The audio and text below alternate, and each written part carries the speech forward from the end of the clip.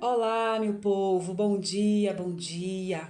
Que a graça e a misericórdia do Senhor estejam sobre a tua vida. Obrigada, meu Deus, por mais um dia que o Senhor nos permite viver, por mais uma manhã. Estamos começando esse dia, começando a nossa devocional. E seja muito bem-vindo, você que está chegando hoje, né? A todos vocês que me acompanham aqui nesses dias. Não esquece de se inscrever, de curtir. Ativa o sininho para você ficar por dentro de todos os vídeos que a gente coloca aqui no canal. Muito obrigada pela sua companhia, pela parceria de todos os dias. É muito bom caminhar com Jesus ao lado de vocês. E eu quero compartilhar hoje, nessa quarta-feira, dia 19 de março, eu quero falar sobre uma nova mentalidade pode mudar a sua realidade.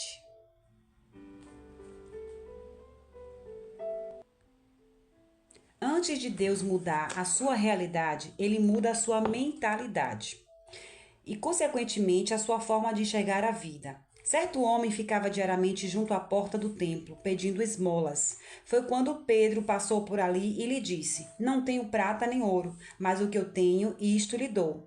Em nome de Jesus Cristo Nazareno, ande. Segurando-o pela mão direita, ajudou-o a levantar-se, e imediatamente os pés e os tornozelos do homem ficaram firmes. Atos, capítulo 3, versos 6 e 7. Na mentalidade daquele homem, ele sempre precisaria de esmolas para sobreviver. Mas depois que ele olhou para os discípulos de Cristo, sua vida mudou radicalmente, porque passou a enxergar a vida de maneira correta. Ele estava sentado, desanimado e conformado, mas quando levantou a cabeça, passou a ter uma nova postura, fruto de uma nova mentalidade. Deus quer mudar a sua realidade, mas antes você precisa olhar para cima e mudar a sua mentalidade, porque a maneira como você pensa influencia os lugares que Deus vai levá-lo. É tempo de mudar a sua mentalidade, porque você não nasceu para viver de esmolas.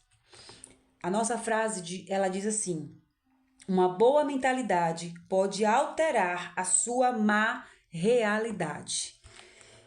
Tem um ditado que diz, né, que tudo começa pela mente. E eu concordo. Eu concordo porque a coisa mais difícil que se tem de controlar é justamente a nossa mente. Quando a gente está num momento difícil, quando a gente está numa situação difícil, quando a gente está passando por uma dificuldade, por um problema, por uma crise. Porque os pensamentos, muitas vezes, eles são, a gente não consegue controlar, eles são incontroláveis. Eles simplesmente vêm, né? Assim, você ficou triste com alguém, aconteceu uma situação, a primeira coisa é: vou me afastar, não vou falar. Se fecha, né? Fica logo fechado. É difícil a gente conseguir revidar de imediato a um pensamento diante de uma situação ruim, não é assim? Tem pessoas que levam dias, levam meses para se restabelecer. Eu me lembro que quando eu tô passando por uma situação assim, existem situações e situações. Tem coisas que você consegue se reerguer rapidamente, tem coisa que você demora um pouco mais para processar, tem coisas que você se reergue, mas você tá com aquilo ali dentro ainda processando. E aí é interessante que assim, Deus ele nos conhece, né? O Senhor nos conhece. O importante, queridos, é que a gente não haja com o Senhor com hipocrisia, com mentira. Sabe? Não, no meu coração não tenho mais nada no meu coração. Um coração preto de orgulho, cheio de raiva, de indiferença. E aí diz da boca para fora que não tem nada no coração, simplesmente para justificar a sua atitude de continuar como esse homem aqui, abaixado, pedindo esmola. Pedindo atenção, pedindo afago, pedindo que compreendam a minha situação. Tudo é assim, tudo sou eu, tudo é comigo. A gente precisa entender que a gente não engana Deus. Se você está debatendo com alguém ou está vivendo uma situação onde você se justifica, onde você se põe num lugar de vítima, onde você rebate porque você não quer admitir a sua situação atual, a sua realidade mental, eu sinto lhe dizer, porque eu preciso dizer isso para mim todos os dias. Deus está te vendo. E ele está julgando mediante aquilo que você sente, que você age. Você pode falar o que você quiser. Você pode dizer para as pessoas o que você quiser. Você pode demonstrar o que você quiser. Deus, ele vai nos julgar mediante o que está no nosso coração e na nossa mente. É internamente. E não é eu que estou dizendo isso porque eu quero dizer isso para você, não. Onde é que está escrito que Deus vê, Deus não nos vê como o homem vê, Deus vê no nosso coração? É na Bíblia. Ah, Polly, que nada, isso é papo de crente. Não, meu bem. 1 Samuel, capítulo 16, verso 7. O Senhor não vê como o homem, como o homem. O homem vê a aparência, mas o Senhor vê o coração. Então não sou eu que estou dizendo. É bíblico. Então a gente precisa se lembrar disso. Toda vez que você estiver diante de uma situação que você sabe que você está sendo hipócrita, que você está mais uma vez escondendo o seu eu, escondendo a sua realidade, aquilo que você sente. Ah, Polly, mas eu não posso falar, eu não posso externar, porque aí eu vou magoar, eu vou ir pra carne. Não diga nada. Olha, eu não estou preparada para essa conversa. Olha, eu não estou preparada para esse momento ainda. Eu estou ainda com meu coração ainda, mas eu tenho pedido a Deus misericórdia. É melhor, queridos, assumir. Olha, fulano, eu ainda tenho sim tristeza, ainda sinto, mas eu sei que não é o que Deus quer e eu já coloquei isso diante de Deus e o Senhor vai tirar de mim todo sentimento e eu vou vencer isso. É diferente. Olha, chega a soar diferente do que você demonstrar uma coisa que você não está vivendo. E por que eu estou falando isso, queridos? Porque só quem consegue agir assim é uma pessoa que está vivendo uma nova mentalidade. E, porque está vivendo uma nova mentalidade, vai viver uma nova realidade. Primeiro, nós precisamos mudar a nossa mente. Ah, é papo de coach, é papo de terapeuta? Não. É papo de Romanos 12, 2. Não se amoldem ao padrão deste mundo, mas transformem pela renovação da vossa mente. E por que eu tenho que transformar a minha mente? Porque só transformando a minha mente segundo o padrão de Deus é que eu vou experimentar a boa, perfeita e agradável vontade de Deus para minha vida. Então, talvez não estamos experimentando essa boa, perfeita, agradável a vontade de Deus na nossa realidade. Por quê?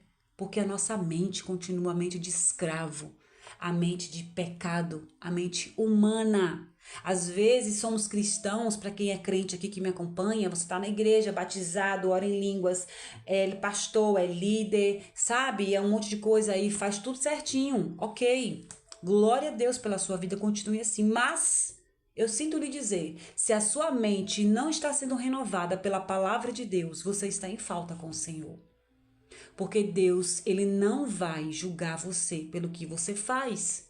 Ele não vai me julgar, queridos. Se vocês acham que fazer um devocional todos os dias está me isentando da minha culpa, o de ser humana e de ser falha, não tá. Porque todos os dias eu preciso às vezes parar e nem falar de mim aqui.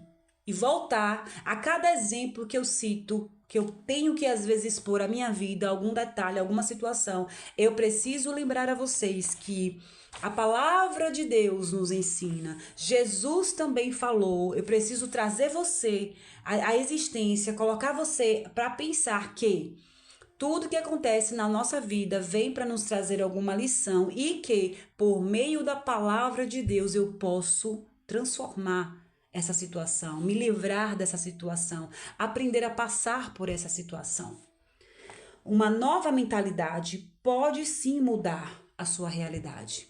Eu tenho buscado viver isso, sabe? A transformar a minha mente, porque, queridos, nenhum de nós temos culpa. Tem coisas que a gente passa. Eu ouvi esses dias um testemunho de uma menina no Instagram e foi interessante. Ela disse assim que ela não sabia que ela tinha traumas e passava por situações de coisas que ela viveu na infância. Então nós temos hoje tem conflitos dentro de você e da minha vida que a gente não pediu para ter. Às vezes foi por conta de uma má criação do seu pai e da sua mãe que também não tiveram um terapeuta para orientá-los. São situações que nós fomos colocados a expostos que Deus permitiu. Aí é onde eu quero que você não se ire, nem se revolte. Mas por que Deus? Não é porque Deus. Para que Deus? O que isso vai me... O que é que eu posso aprender com isso? É melhor evita, você gasta menos tempo e você se desgasta mais, porque entre o que você pergunta, o que você quer saber de Deus, existe a soberania dele, a grandeza dele, que ele não vai se sujeitar a você para responder você. Deus nos responde se ele quiser, queridos. Ele fala se ele quiser. E não cabe a gente julgar, sabe? Eu amo a Deus, eu aprendi, eu amo estar aqui, eu amo falar da palavra de Deus, eu sou apaixonada por Jesus e pelos ensinamentos, porque eu descobri que isso aqui é vida. Isso me dá força. Isso transforma o meu dia e olha que às vezes eu não consigo mudar a minha mentalidade no mesmo dia, na mesma hora. Vocês acham que é instantâneo? Não é. Tem dias que eu passo semanas processando algumas coisas. Tem dias que eu preciso desabafar com alguém, chorar. Aí as pessoas que estão lá do outro lado, às vezes podem até estar pensando assim, poxa, mas ela fala da palavra de Deus todo dia. Mas ela... Gente, o diabo quer nos usar nas pequenas coisas. Eu não sei se você já ouviu falar sobre isso, mas a gente não cai, não é nas grandes, a gente não tropeça, não é nas grandes pedras. Você tropeça numa pedra grande que você enxerga? Não. A gente tropeça naquilo que a gente não vê, naquilo que está ali, mas está despercebido, ou às vezes a gente não dá importância. Então eu quero que você entenda isso. Você é o principal responsável pela mudança da sua vida. Todos os dias eu me lembro disso e eu confesso a vocês, às vezes dá preguiça, porque a gente está tão cansado. É um cansaço de ter que vencer, de ter que batalhar, de ter que ser forte, de ter que lutar pela casa, pelo marido, pelos filhos, sabe? De ter que ser mãe espiritual, de ter que ser mulher guerreira, de ter que ser sábia, de saber dar resposta, de não saber dar resposta. É muita obrigação, é muito saber acertar. E principalmente para nós que somos cristãos, existe uma pressão sobre nós que a gente não pode nem virar para o lado.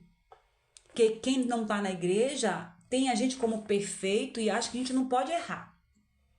E sinceramente é por isso que eu não tenho problema nenhum de às vezes expor a minha vulnerabilidade, a minha limitação, porque assim, eu não consigo sozinha. Se você consegue, eu não tenho inveja de você, porque a Bíblia diz que a palavra de Deus diz que sem Jesus nada podeis fazer. Então eu não tenho problema nenhum dizer que eu preciso dele para conseguir fazer.